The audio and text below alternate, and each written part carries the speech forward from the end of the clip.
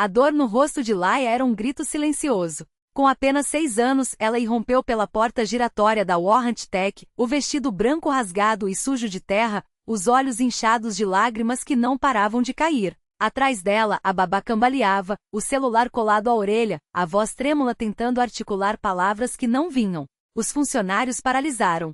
O segurança avançou instintivo.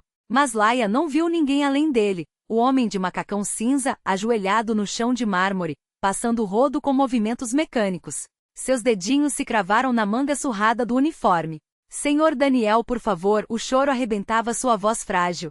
Ela está machucada, muito machucada. A mamãe não acorda. Os olhos de Daniel Carter subiram devagar, como se emergissem de um lugar profundo. O rosto marcado pelo tempo não revelou nada até que algo gelado e preciso acendeu em seu olhar. Sem uma palavra ele largou o rodo. Mostre o caminho. Há 3 anos Daniel era um fantasma naqueles corredores. Chegava às 5 da manhã pela porta dos fundos, batia o ponto e se dissolvia nos cantos que os executivos nem sabiam que existiam. Limpava banheiros onde ninguém olhava, esvaziava lixeiras cheias de papéis importantes, apagava manchas de café enquanto conversas vazias passavam sobre sua cabeça como se ele fosse parte da mobília. Aos 39 anos, carregava décadas a mais nos ombros, fios prateados nas têmporas, rugas fundas ao redor dos olhos, mãos cicatrizadas que trabalhavam com uma precisão quase robótica. Nunca encostava os olhos em ninguém. Nunca respondia a cumprimentos. Nunca ficava tempo suficiente em um lugar para que alguém notasse sua presença. Para a direção, ele era o funcionário ideal, eficiente, discreto, fácil de ignorar. Seu lar era um porão 6 quarteirões dali, alugado por quase nada porque o teto vazava e o aquecedor tossia mais do que aquecia. Não ligava. Não precisava de muito. Uma cama estreita, uma mesa torta, 2 cadeiras descombinadas, um fogareiro para esquecer que estava com fome. Sobre a cômoda riscada, uma única foto emoldurada permanecia virada para baixo. Há 2 anos ele não a olhava. Não havia motivo. À noite, quando o mundo dormia, Daniel se transformava. Num bairro esquecido da cidade, onde o asfalto rachava e as luzes piscavam cansadas, ele abria as portas de uma clínica comunitária. Ensina primeiros socorros a quem quisesse ouvir. Crianças de rua com olhares desconfiados, idosos que não tinham para onde ir, mostrava como estancar um sangramento, como identificar um choque, como soprar vida de volta a um peito parado. Nunca mencionava que em outra vida aqueles gestos tinham sido sua profissão. Nunca contava a ninguém que sob as camadas de silêncio, esconderam-se anos vestindo um jaleco branco. Cecília Warren era o oposto de Daniel em tudo. Ela brilhava. Aos 34 anos, havia arrastado a empresa do pai, à beira do colapso, para o topo do mercado de soluções corporativas, transformando números vermelhos em contratos milionários. Trabalhava 16 horas por dia, voava entre cidades em jatos particulares, fechava negócios que mudavam destinos enquanto a filha desenhava borboletas no canto de sua mesa. Ser mãe solteira e CEO não deixava espaço para fraquezas. Dormia 4 horas quando dormia. Não reclamava. Afinal, havia escolhido aquele caminho quando se livrou do marido, um homem que queria uma esposa decorativa, não uma parceira. Agora respondia apenas a 2 pessoas, sua filha e seus acionistas. Mas algo estava errado. Os relatórios trimestrais mentiam. Dinheiro sumia por entre contas fantasmas, transferências suspeitas para fornecedores que não existiam. Quando questionou Richard Brennan, seu CFO, ele sorriu com a tranquilidade de quem não tem nada a esconder. Está tudo sob controle, garantiu. Ela não acreditou. Todas as quintas-feiras, Laia deveria estar na aula de balé. Em vez disso, escapava da babá e descia até os subsolos, onde encontrava a única pessoa no prédio que realmente havia. Senhor Daniel. Sua voz ecoava pelos corredores de concreto. Ele levantava os olhos do balde ou da vassoura, balançava a cabeça como se fosse um incômodo, mas havia sempre um quase sorriso nos cantos da boca. Ela sentava num balde virado de cabeça para baixo e falava sem parar, da escola, das amigas, do livro que estava lendo. Contava coisas que não ousava dizer à mãe, da solidão no escritório gigante, da saudade do pai, mesmo ele nunca ligando, do medo que sentia quando a mamãe trabalhava até tarde. Daniel ouvia, nunca interrompia, nunca dava conselhos não solicitados. Às vezes ensinava pequenas coisas, como fazer um nó que não desamarra, como escolher a fruta mais doce, como assobiar alto entre os dedos. Os funcionários cochichavam, achando estranho que a filha da CEO passasse tempo com o faxineiro. Alguns chegavam a chamar de inapropriado. Cecília percebia, mas nunca interferiu. Havia uma quietude em Daniel que inspirava confiança, mesmo sem saber nada sobre ele. O ataque aconteceu numa quinta-feira à noite. Cecília revisava documentos financeiros no 20º andar, e os números gritavam: desvio sistemático, milhões desviados por empresas de fachada, assinaturas falsificadas. Metade delas com a caneta de Richard Brennan. Marcou uma reunião de emergência para a manhã seguinte. Iria expor tudo. Às 22h30, guardou os papéis na pasta e mandou uma mensagem rápida para a babá. Descendo agora. 5 minutos. Laia esperava na salinha de jogos do saguão, como sempre, ao lado de Senhora Chen, sua babá noturna. Cecília apertou o botão do elevador para o subsolo 2. A garagem mal iluminada engolia os passos, as sombras dançando entre os pilares de concreto. O clique dos saltos no chão era o único som, até que não foi mais. 2 homens encapuzados surgiram de trás de uma van. Cecília tentou correr, mas uma mão a puxou com violência. A pasta voou, papéis espalhando-se como folhas mortas. Onde estão os arquivos? A voz abafada soava conhecida. Não sei do que. Um soco no estômago a dobrou ao meio.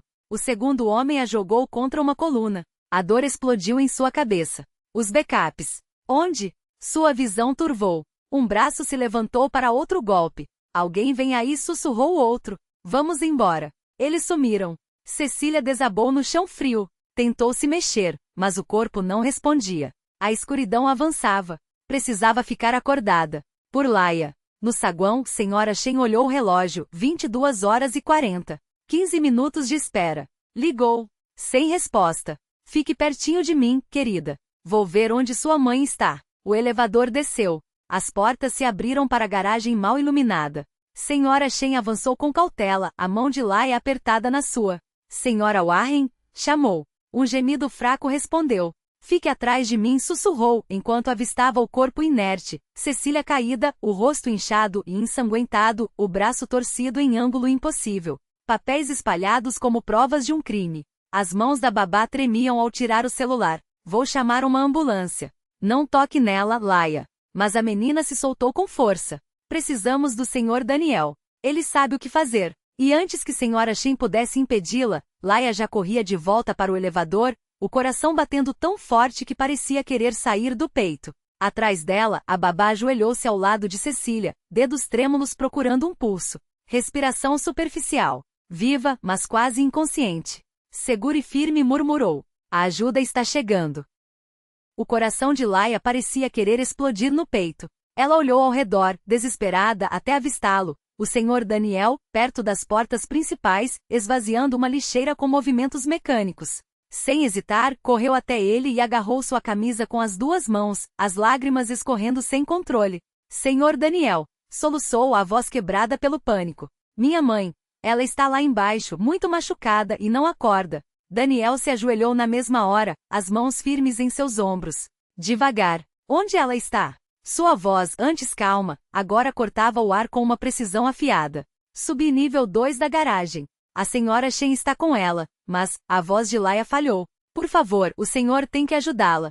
O segurança se aproximou. Já liguei para o 911. A ambulância chega em cerca de 6 minutos. 6 minutos podiam ser uma eternidade. Daniel olhou para Laia, os olhos frios como aço. Me leve até ela. Agora. Ela agarrou sua mão e o puxou em direção ao elevador. Naqueles 30 segundos, algo dentro dele se rearranjou, uma engrenagem que há anos estava engatilhada, pronta para girar. Medicina de combate. Resposta a traumas. Sua mente já calculava, lesões prováveis, hemorragias, vias aéreas comprometidas. 6 minutos. Se houvesse sangramento arterial ou obstrução respiratória, 6 minutos poderiam ser uma sentença de morte. As portas do elevador se abriram.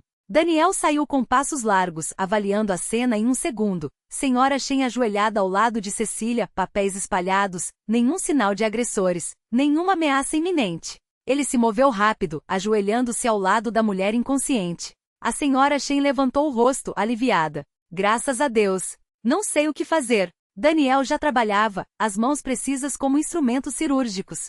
Inconsciente. Respiração superficial mas presente. Trauma facial grave, braço esquerdo fraturado. Verificou a coluna cervical, estável. Examinou a laceração no couro cabeludo, sangrando mas controlável. Palpou o abdômen rígido. Sangramento interno provável. Ligue de volta para o 911, ordenou a senhora Shen, sem tirar os olhos de Cecília. Diga a eles, paciente de trauma. Inconsciente, lesão grave na cabeça, possível sangramento interno, suspeita de costelas e braço fraturados. Equipe de trauma em prontidão. A senhora Shen o encarou confusa. Mas o senhor é o zelador. Faça a ligação. Ela gaguejou com o celular. Enquanto isso, Daniel tirou seu casaco cinza. Debaixo, algo inesperado. Uma bolsa de lona desgastada presa ao peito. Abriu-a com uma prática que só vem de anos de repetição. Dentro, suprimentos médicos que nenhum zelador deveria ter. Gases estéreis, agentes hemostáticos, colar cervical dobrável, fita cirúrgica, um kit de trauma compacto, equipamento de nível militar. Laia observava a poucos passos, os olhos arregalados de medo. Daniel olhou para ela. Laia, preciso que seja corajosa pela sua mãe. Consegue? Ela assentiu, trêmula. Boa garota. Fique aí e fale com ela. Diga que você está aqui. Laia se aproximou e ajoelhou. Mãe, sou eu. O senhor Daniel está aqui. Ele vai te ajudar. Daniel trabalhou com uma eficiência implacável. Enchumaçou a ferida na cabeça com gás hemostática, aplicou o colar cervical, verificou as pupilas, uma levemente dilatada, preocupante, mas gerenciável. Pulso fino, cerca de 110 batimentos por minuto. O corpo dela compensava a perda de sangue. Examinou o abdômen, hematoma se formando. Sangramento interno confirmado. Não podia consertar isso ali, mas podia mantê-la estável. Imobilizou o braço esquerdo, posicionou-a em posição de recuperação para proteger as vias aéreas, cobriu-a com seu casaco para evitar choque. Cada movimento era calculado. Cada decisão, fruto de anos de treinamento, suas mãos lembravam. 4 minutos haviam se passado desde que Laia o encontrou. Ao longe, as sirenes uivavam. 2 minutos depois, os paramédicos irrompiram com uma maca. A líder, uma mulher de 40 e poucos anos, olhou a cena e ergueu as sobrancelhas. Quem fez o primeiro atendimento? Eu, disse Daniel, afastando-se. A paramédica se ajoelhou e verificou o trabalho de Daniel. Sua expressão mudou de ceticismo para respeito. Colar cervical aplicado corretamente. Ferida na cabeça tratada. Braço imobilizado. Posição de recuperação.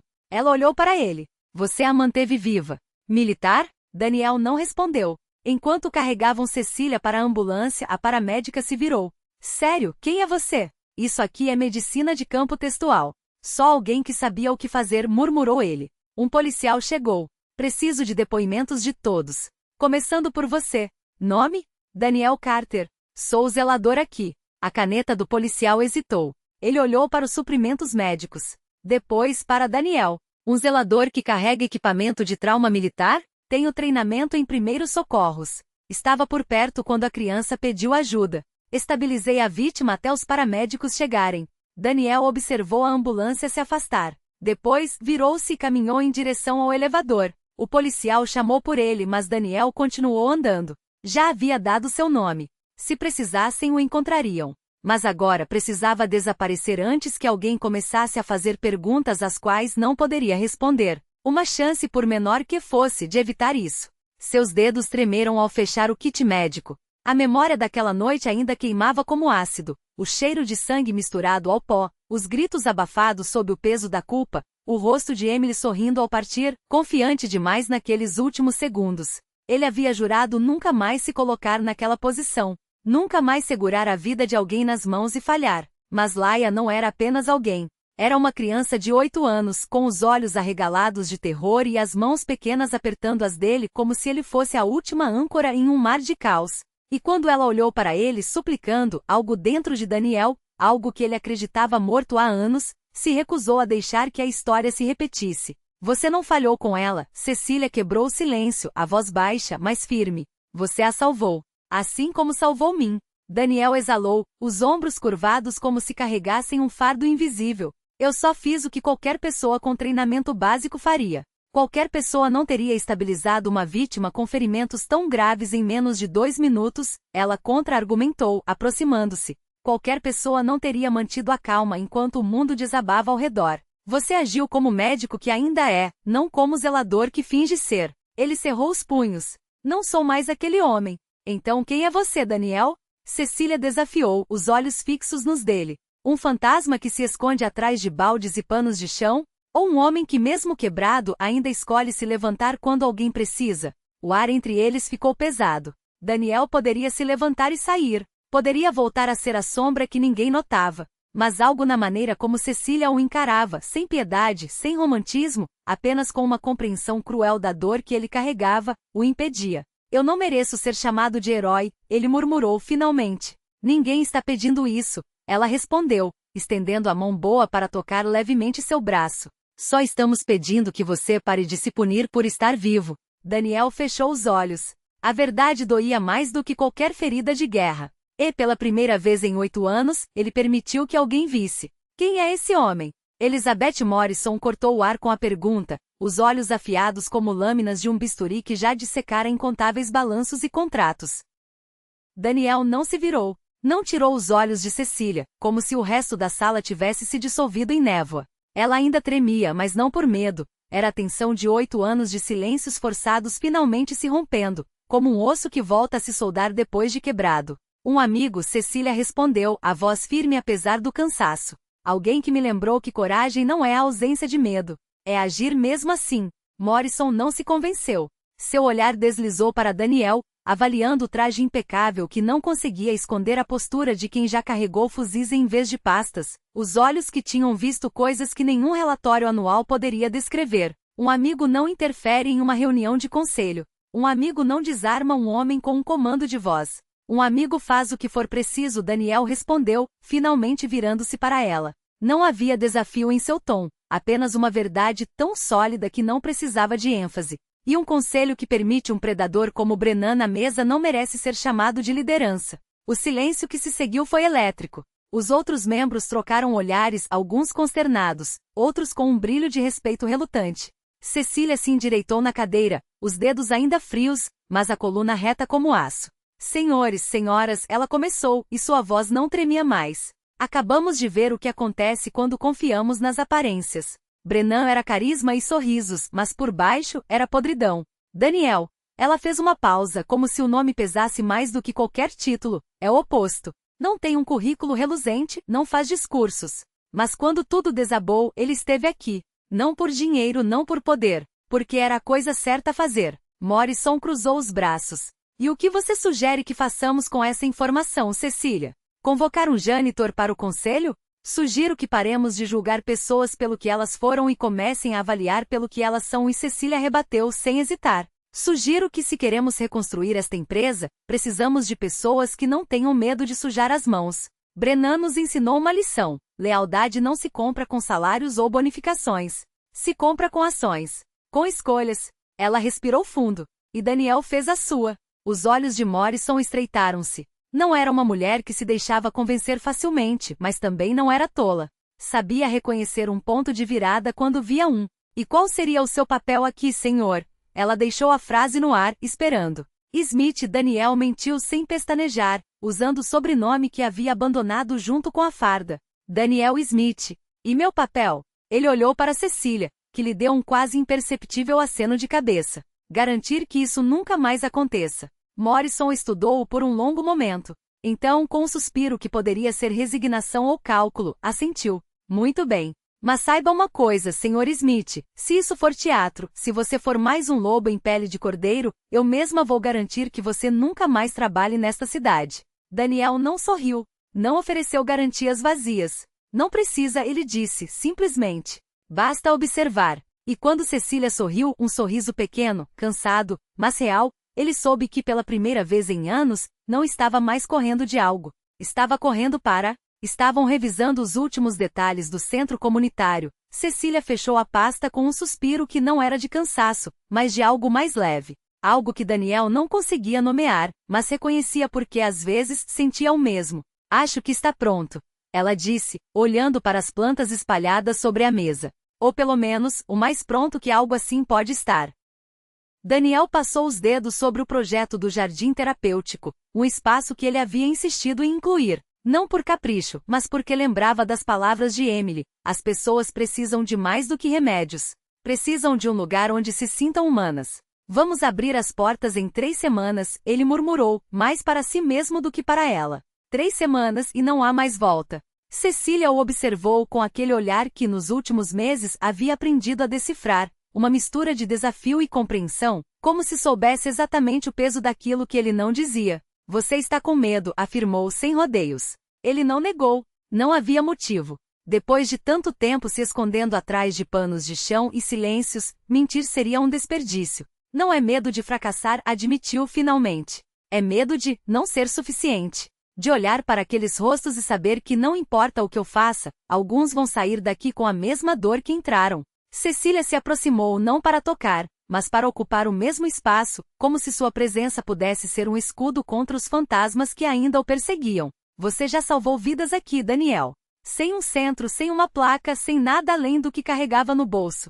Sua voz era firme, mas não dura. A diferença é que agora você não vai estar sozinho. Ele fechou os olhos por um instante. Lembrou-se de Laia, com seu riso fácil e sua fé inabalável. Lembrou-se das mãos de Cecília tremendo naquela noite, enquanto ele pressionava Gazi contra seu ferimento. Lembrou-se de Emily não como uma sombra, mas como uma voz que ainda sussurrava. Continue. Eu sei, ele disse por fim. Mas e se eu não for mais aquele médico? Cecília sorriu, daquela maneira que fazia seus olhos brilharem como se guardassem um segredo. Você nunca deixou de sê-lo. Só esqueceu que medicina não é só sobre salvar. É sobre estar lá. E isso, Daniel Carter, você nunca parou de fazer. O silêncio que se seguiu não foi desconfortável. Era o tipo de quietude que só existe entre pessoas que já atravessaram o fogo juntas e sabem que às vezes, as palavras são apenas ruído. Foi então que Laia irrompeu pela porta, ofegante, com as bochechas coradas e um envelope amassado na mão. Doutor Daniel! Gritou, como se o título ainda fosse novo e mágico.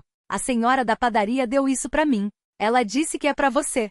Daniel pegou o envelope, reconhecendo a caligrafia trêmula de Maria, a dona da padaria da esquina, que há semanas vinha tomando chá com ele nas tardes enquanto esperava sua consulta no centro de saúde público. Dentro, um bilhete simples. Dr. Carter, minha pressão está melhor. Obrigada por ouvir. E por não me tratar como uma velha doente. M. Não havia cura ali. Não havia milagres. Mas havia algo que para Daniel valia mais, uma vida tocada. Uma vida que talvez não estivesse mais sozinha. Ele guardou o bilhete no bolso, sobre o coração. 3 semanas repetiu, desta vez com algo que se parecia com determinação. Vamos fazer valer. Cecília não respondeu com palavras. Em vez disso, estendeu a mão. E quando Daniel a pegou, não foi como um gesto de socorro, mas como o primeiro passo de algo que finalmente estava começando. Enquanto revisavam os planos finais da construção, Cecília fez uma pausa. Seus dedos deslizaram sobre a planta baixa, mas seus olhos estavam em outro lugar quando perguntou. Você acha que Emily estaria orgulhosa do que estamos construindo? A pergunta o atingiu como um sopro de vento inesperado. Daniel parou, os dedos imóveis sobre o papel. Não era uma questão que exigia resposta imediata. Era uma que merecia ser sentida. Ele fechou os olhos por um instante e, pela primeira vez em anos, não viu apenas a dor. Voou a memória do sorriso de Emily, a maneira como seus olhos brilhavam quando falava de justiça, de cuidado, de como o mundo poderia ser melhor se as pessoas simplesmente se importassem. Acho que ela amaria isso, respondeu, a voz rouca, mas firme. O acesso sem barreiras à dignidade como prioridade, a saúde mental tratada com a mesma urgência que uma fratura. Um sorriso tímido surgiu em seus lábios. Ela teria opiniões muito fortes sobre as cores das paredes. E com certeza exigiria um café melhor do que o que planejamos.